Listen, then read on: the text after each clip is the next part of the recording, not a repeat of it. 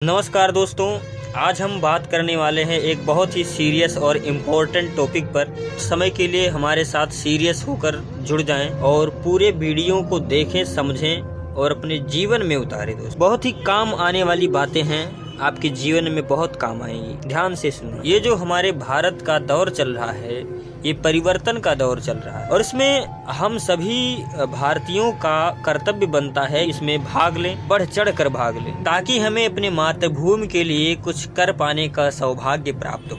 इतना अच्छा समय है तो इस समय को क्यों गंवाएं, हम भी इसमें भाग क्यों न लें। तो दोस्तों, अगर हमें राष्ट्र के निर्माण के लिए, अपने राष्ट्र परिवर्तन के लिए कुछ बेहतर करना है तो उसके लिए हमारे अंदर नॉलेज होना बहुत आवश्यक हो जाता है। तो सबसे पहले मैं आपको बताना चाहूँगा कि राष्ट्र के निर्माण के लिए हम सभी युवाओं को सबसे पहले अपनी संस्कृति को जानना बहुत आवश्यक है और संस्कृत को जानने के लिए हमें अपने वेदों, पुराणों, शास्त्रों, महाकाव्यों आदि धर्म ग्रंथों का अध्ययन करना चाहिए, क्योंकि यही राष्ट्र निर्माण में नींव बनकर हमारी सहायता करेंगे। कुछ लोग इतनी मूर्खता दिखा रहे हैं कि रामायण को जला रहे हैं, उसको बदनाम कर रहे हैं। हमारे हिंदू ही लोग, हमारे भारत के ही लोग, ये हमारा दुर्भाग्य है। विदेशों में हमारे शास्त्रों पे, हमारे वेदों पे, हमारे रामायण पे, हमारे पुराणों पे रिसर्च होते हैं और हम खुद उसका अपमान कर देते हैं। ये हमारा दुर्भाग्य है। हमें इसका सम्मान करना चाहिए, हमें इसकी मौलिकता को समझना चाहिए। इसमें जो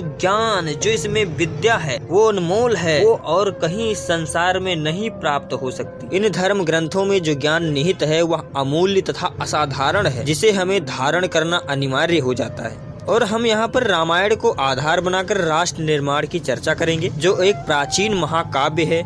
इसमें 24,000 श्लोक, 500 सर्ग तथा 7 कांड है। इनकी रचना महर्षि वाल्मीकि जी ने की है। इसके नायक मर्यादा पुरुषोत्तम भगवान श्री राम तथा नायिका माता सीता हैं, आप सभी को पता होगा। इन दोनों का चरित्र गोरस की तरह श्वेत तथा पवित्र है। भगवान श्री राम पवित्र, अपनी प्रतिज्ञा में दृढ़ और हमेशा अपनी प्रजा का भला करने का इरादा रखने वाले हैं। वे महान, बुद्धिमान और हृदय से शुद्ध हैं। वे बड़ों का सम्मान तथा उनकी आज्ञा का पालन करने वाले और जो शरण में आ जाए, चाहे वह शत्रु ही क्यों न हो, उसकी रक्षा करने वाले हैं। वह साक्षात धर्म की मूर्ति हैं। यदि आज का युवा उनके पद चिन्हों पर चले तो अपना भविष्य तो उज्जवल करेगा ही साथ संपूर्ण संसार को सुख, शांति, वैभव, धर्म तथा सद्गुण आदि उपकरणों से भर देगा, जिससे हमारे भाग्य के साथ साथ संपूर्ण जगत चमचमा उठेगा। तो आइए समुद्र रूपी इस महाकाव्य का मंथन करके अमृत निकाल कर ग्रहण करते हैं। हमारे अनुसार मनुष्य के अंदर अपने उद्देश्य की पूर्ति हेतु उत्साह, सत्य और धर्म का होना अत्यावश्यक। पहले उत्साह के बारे में कहा है,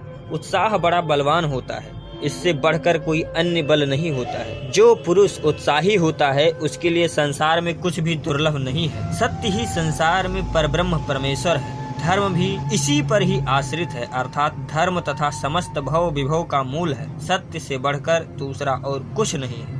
धर्म से ही धन, सुख तथा सब कुछ प्राप्त होता है। इस संसार में धर्म ही सार वस्तु है। जो भी है यही है, इससे अन्यत्र कुछ भी नहीं है। जो इसको धारण करेगा उसके लिए अपने जीवन में कुछ भी असंभव नहीं है। इन तीनों को वही धारण कर सकता है जो शांत तथा विनम्र होता है। हमें अपने अंदर अहम तथा क्रोध को प्रवेश नहीं करने देना चाहिए, क्योंकि यह हमारे धर्म तथा बुद्धि का नाश कर देता है। क्रोध की दशा में मनुष्य अपने विवेक खो देता है। उसे कुछ कहने न कहने योग्य बातों का भान नहीं रहता। वह कुछ भी कह सकता है और कुछ भी बोल सकता है। उसके लिए कुछ भी उचित या अनुचित नहीं रह जाता है। ऐसे ही महर्षि वाल्मीकि ने और न जाने कितने ज्ञान सामान्य जन के लिए इस महाकाव्य में निबद्ध कर रखा है और लोग इसे बदनाम करने में लगे। इसके बाद आइए थोड़ा प्रभु श्री राम के महानता तथा गुणों की चर्चा भी कर लेते हैं। जैसे मैंने शुरुआत में ही बताया कि जो इनका अनुसरण करेगा वह खुद का निर्माण भी सर्वश्रेष्ठ कर लेगा। भगवान श्री राम ज्ञान के समुद्र हैं। वह समस्त शास्त्रों का सही अर्थ जानते हैं और उनकी एक प्रतिगामी स्मृति है। वह प्रतिभाशाली है। वह सभी के प्रति प्रेम भाव रखने वाले सुप्रवृत्त है। उनका मन सदैव अविचल रहता है, चाहे अत्यधिक सुख हो या दुख हो,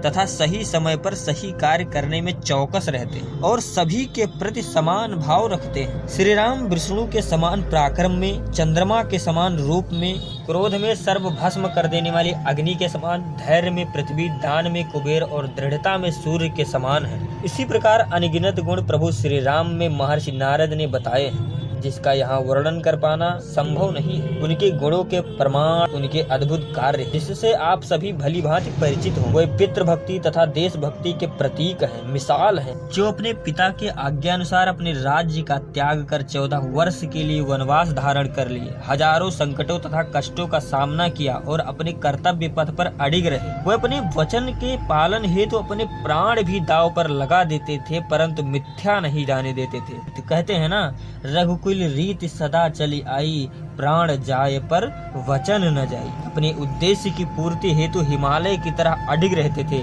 रावण विश्व विजेता था, जिसने देवों, दानवों, गंधर्वों, किन्नरों सबको बंदी बना रखा था। उसके पास एक से एक महाभट योद्धा थे और श्री राम के पास बस उनके भाई लक्ष्मण तथा कुछ वानर सेना। फिर भी भयभीत नहीं हुए, समुद्र पर सेतु बांध दिया तथा रावण को पराजित कर दिया। तो दोस्तों, कहाँ तक कहा जाए, राम का चरित्र बहुत ही उदार। इनकी कथा का वर्णन अगर करने लग जाएं तो कई दिन कई रात गुजर जाएंगे, पर बातें पूरी नहीं हो पाएंगी। इस प्रकार श्री राम का चरित्र लोक कल्याण के लिए 100% कल्याणकारी है। अतः आज के युवाओं को इन सत्यनिष्ठ, कर्मनिष्ठ और धर्मनिष्ठ श्री राम का अनुसरण करना बहुत जरूरी है। इनके द्वारा बताए गए मार्ग पर चलकर अपने भविष्य के साथ साथ राष्ट्र के भविष्य को भी उज्जवल कर सकते हैं। तो दोस्तों, बस आज के लिए इतना ही। अगर ये वीडियो आपको अच्छा लगा हो तो हमारे वीडियो को लाइक करना, हमारे चैनल पे आप भी नए हो तो हमारे चैनल को सब्सक्राइब कर लेना और बेल आइकन को भी प्रेस कर देना, ताकि ऐसी इंटरेस्टिंग अपडेट आपको मिलती रहे। तो जय हिंद, जय भारत, बाय बाय।